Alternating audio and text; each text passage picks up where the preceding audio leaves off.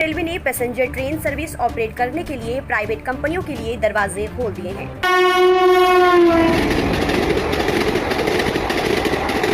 Indian railway जल्दी ही हो सकती है बंद। मैं इस चीज के ऊपर क्यों कह रहा हूं, क्यों ऐसे बातें कयास लगाने जा रहे हैं कि इंडियन रेलवे या तो बंद हो जा रही है।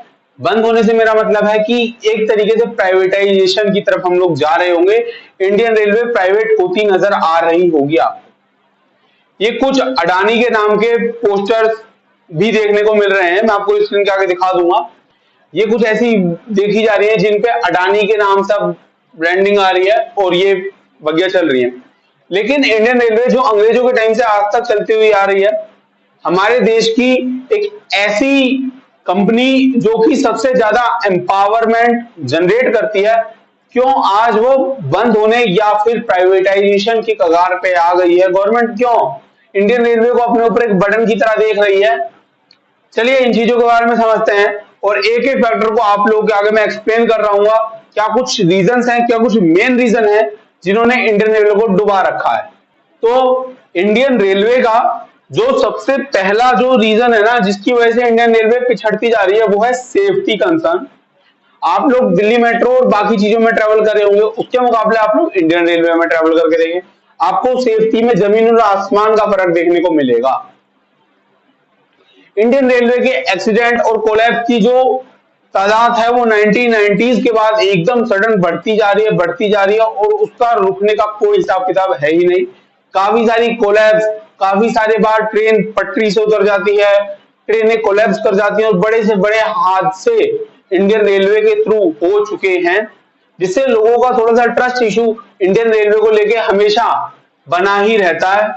अगर हम नंबर्स की बात करें तो इंडियन रेलवे का ये जो आप आगे ग्राफ देख पा रहे हैं, कुछ इस तरीके से नंबर ऑफ एक्सीडेंट्स में बढ़ोतरी देखने को मिली है।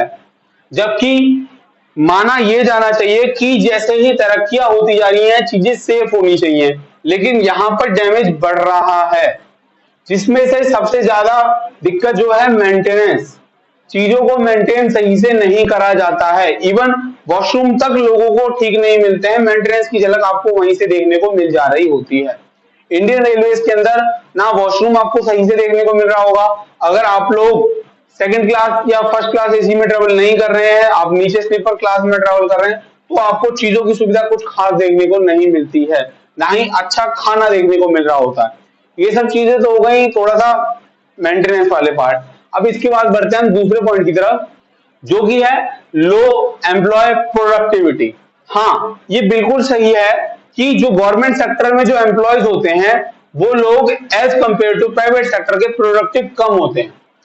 और आप लोग भी इंडियन है, मैं भी इंडियन हूं, हम लोग इस चीज को जरूर मानते हैं कि गवर्नमेंट एग्जाम क्रैक करना मुश्किल होता है, बाकी जॉब इतनी डिफिकल्ट नहीं होती।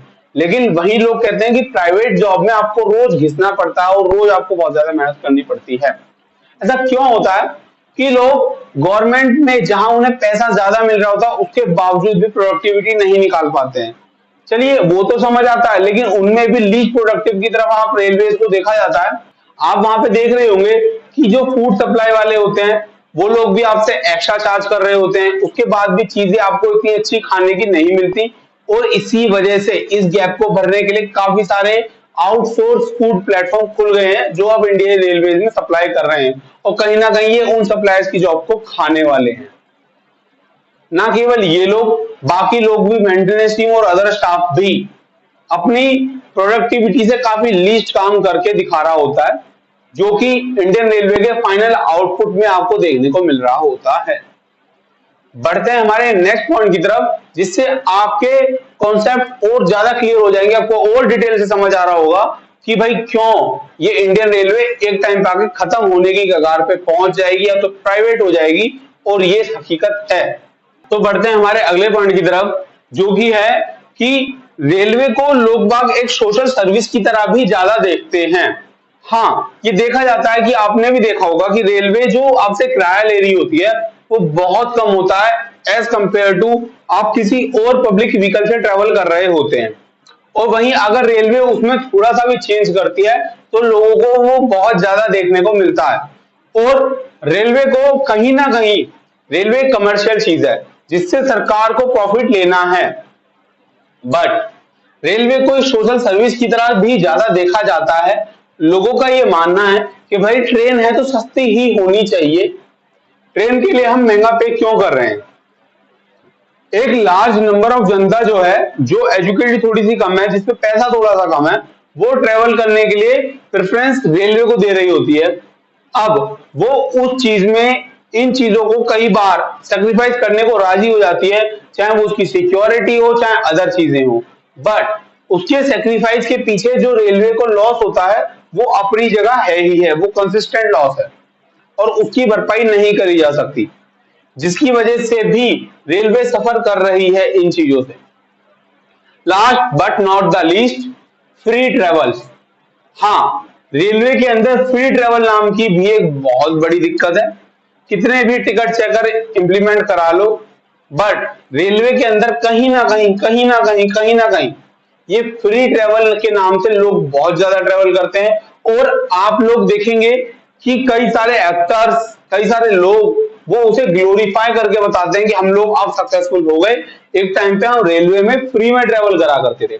और ये सब चीजें, इन चीजों को ग्लोरीफाई करना भी लोगों को कहीं ना कहीं अपने आप में मोटिवेशन देता है कि हाँ, मेरे आइडल ने करा था तो मेरे को ये चीज तो जरूर करनी चाहिए। और उससे जो रेलवे को नुकसान होता है वो अपनी जगह खड़ा है, और वो नुकसान रेलवे के लॉस में बहुत ज्यादा रिफ्लेक्ट कर रहा होता है। तो इन सब चीजों को अगर किसी